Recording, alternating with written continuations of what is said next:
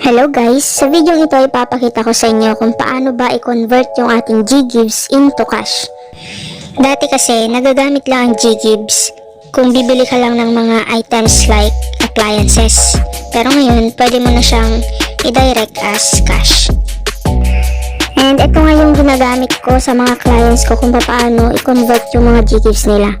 So yun ay through QR code. So ipakita ko sa inyo kung paano yun. Check lang natin itong GGives ko. Sample ko lang dito sa Gcash ko yun. Pero yung GGives ko hindi pa po ako qualified.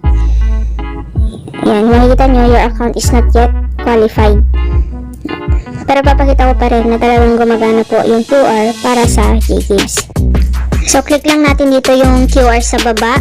Then meron po ako ditong QR code.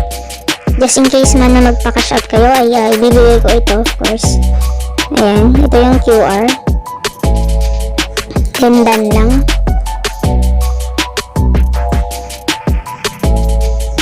Then makikita nyo dito yung Gcash at saka GGives. So dalawang pagpipilian dyan, either yung balance niyo or pwede nyo gamitin yung GGives kung kayo ay qualified na. At kapag GGives yung gusto nyo, i-checkmark nyo lang. Pindutin nyo lang yung circle sa tapat ng GGives. Then click nyo lang natin yung pay. So ganun lang po gumagana yung QR code. At yung GGives nyo na po yan is pwede na po natin i-transfer sa inyong Gcash or any bank account.